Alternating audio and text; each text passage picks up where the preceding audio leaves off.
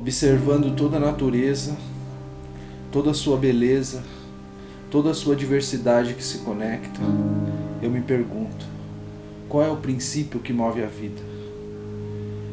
Pois se tudo tem água, se tudo vem do quente, do úmido, se a matéria principal da vida é a água, pois então a água é o princípio da vida.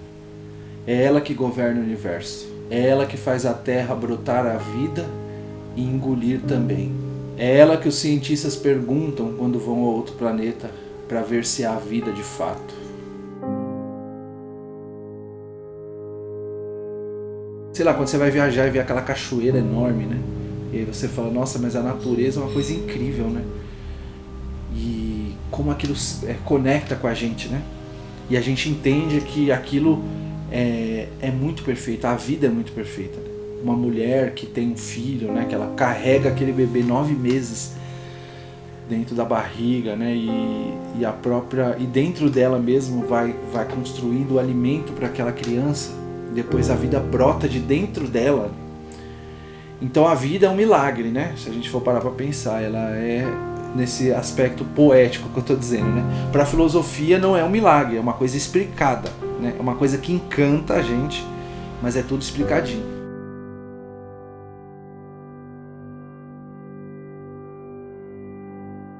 Esse questionamento sobre a origem do mundo, sobre de onde veio as coisas, né? Sobre como o universo funciona, ele é antigo, né, na história da humanidade. Eu acho que até o fato do ser humano pensar, se a gente for ver, o ser humano ele é diferente, né, dos outros animais da natureza, porque ele usa o pensamento, né, a razão, né, ele não tem asa para voar, ele não pode ficar embaixo d'água, né, ele não tem pelos para se proteger do frio, mas ele tem a inteligência. A inteligência faz com que ele consiga tudo isso através do conhecimento, né? Estudando a natureza, compreendendo ela e assim criando maneiras que facilitem a vida dele, né? Essa inteligência, de certa forma, pode ser um karma, né, para a humanidade, porque ela faz com que o ser humano também não entenda algumas coisas e se questione muito sobre a vida. Né? Por exemplo, de se perguntar, né, da onde que veio tudo?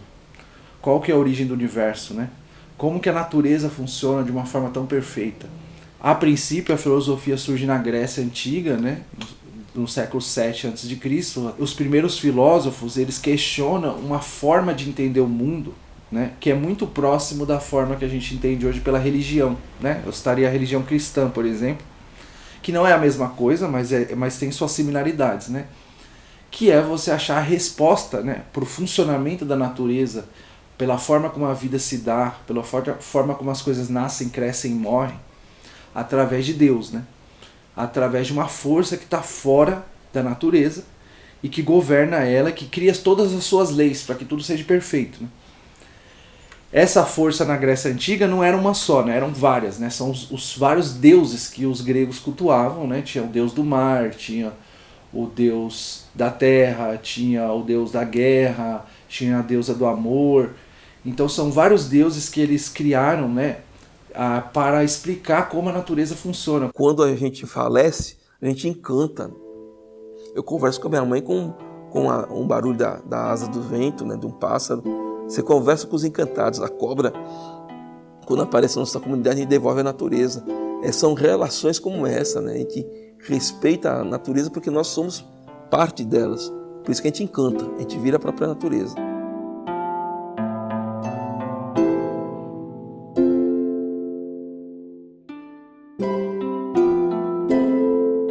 Então o projeto das elites brasileiras foi ou nos genocidar, matar fisicamente, vai lá e mata. E se a gente falar não, então mata ele. Ou se não, nos etnocidar, cometer o epistemicídio, tentar nos impor uma cultura, uma religião e dizer, tá vendo? Agora você já não é mais índio. Se tu não é mais índio, você tem direito, não tem mais o direito ao território. A religião ela é uma tentativa de organizar a natureza, mesmo que seja através muito da fé e não da razão. Então às vezes a religião não precisa de uma explicação racional, ela não precisa que aquilo seja provado de uma forma totalmente ali coerente. É mais uma coisa de sentir, né? Existe essa coisa da fé, né? Então não é um conhecimento que é necessariamente mentiroso nesse sentido, né? Ela é uma forma também de conhecimento, porque o ser humano conhece o mundo através da razão, mas também através da emoção, da imaginação. São várias formas de perceber o mundo. A filosofia é um pouco diferente, embora nem sempre a filosofia vai se contrapor à religião, né? Boa parte dos filósofos eram cristãos, né? E religiosos, né? E eles têm uma visão diferente. Alguns até tentam ter uma relação mais próxima com as escrituras sagradas e tal, né? Porque tem a teologia, né? Outros vão de alguma forma respeitar aquela divindade, né? Embora constroem argumentos totalmente diferentes, né? Porque no campo da argumentação e da razão e da coerência e da prova, né? E do que se chamaria de uma verdade mais detalhada, aí nós estamos falando da filosofia. Então a filosofia se diferencia da mitologia a partir do momento em que os filósofos começam a pensar que o mundo é racional, organizado, não por um deus, não por vários deuses, mas pelo próprio mundo, as próprias coisas. Esse é um conceito que depois a gente vai discutir, que chama imanência, né? Porque a religião, as religiões, as mitologias trabalham muito a transcendência. É uma palavra que quer dizer algo que está fora da natureza, que está em outro lugar, né? E que a partir desse lugar organiza a natureza. Que o exército do céu se mobilize e venha de encontro à necessidade desse povo. Senhor da glória, estende as tuas miraculosas mãos e abençoe de uma maneira extraordinária esta multidão imensa que aqui se encontra. Senhor da glória, Deus de toda glória. Os primeiros filósofos são chamados pré-socráticos, né? Esse nome é uma generalização e tal, que é um pouco incoerente, mas é porque eles vêm antes de Sócrates, que é considerado o pai da filosofia, que a gente vai ver depois, né? Sócrates vai diferenciar um pouco deles, porque ele vai desenvolver um pouco mais as ideias e também ele traz a filosofia para o ser humano, começar a questionar quem é o ser humano, não apenas o que é a natureza e de onde ela veio.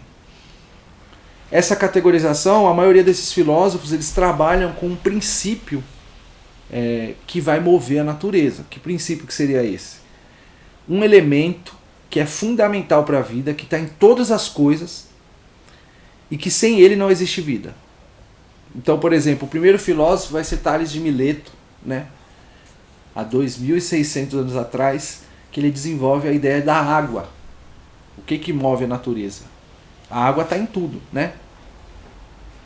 A água é o princípio da vida, vocês já não ouviram isso? Não é o elemento mais importante que existe? É o principal para o ser humano, para as plantas, para a própria terra, tudo é úmido, né? Tudo tem água. Nosso corpo, a maior parte dele é água. Nós somos um planeta água, né? A maior parte do nosso planeta é formado de água. O poeta guarda na cabeça todos os sonhos do mundo. O mato me faz muito bem. A natureza é a minha vida. Pois nas mãos do poeta não pode haver nada. Absolutamente nada. Aqui era o meu lugar. Essa é a ideia do Tales de Mileto. Depois vai vir vários outros filósofos com os nomes muito loucos, né? Anaximandro, Anaximênesis, né? Heráclito de Éfeso, Pitágoras. E eles vão trazer, todos eles trazendo essa ideia, né? O Epêndocles, por exemplo, traz a ideia dos 4 elementos. Não é a água o princípio da natureza, não é a água da onde emana tudo. É a água, a terra, o ar e o fogo, né? São os 4 elementos. Existem os filósofos que vão trabalhar a questão da matemática, né?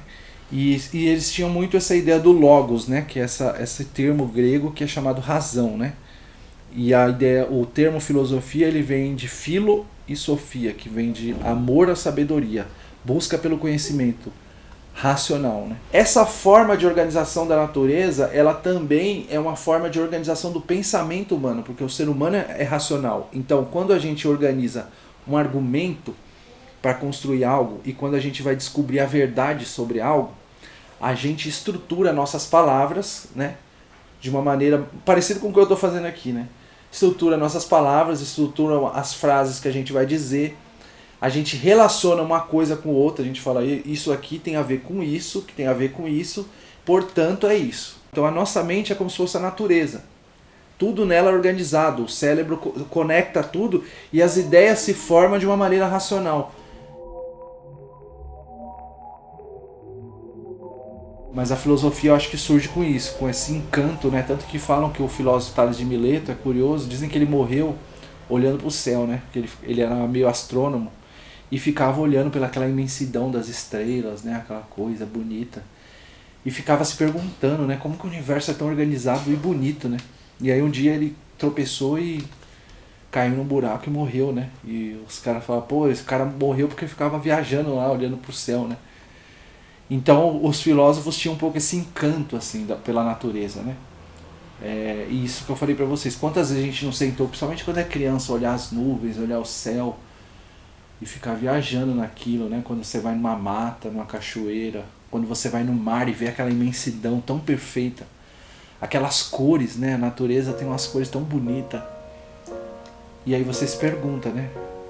Como pode isso se organizar, né? Isso se integrar de uma forma assim tão bonita, maravilhosa e perfeita. Aí a gente tem essas explicações para isso. E a filosofia é uma delas.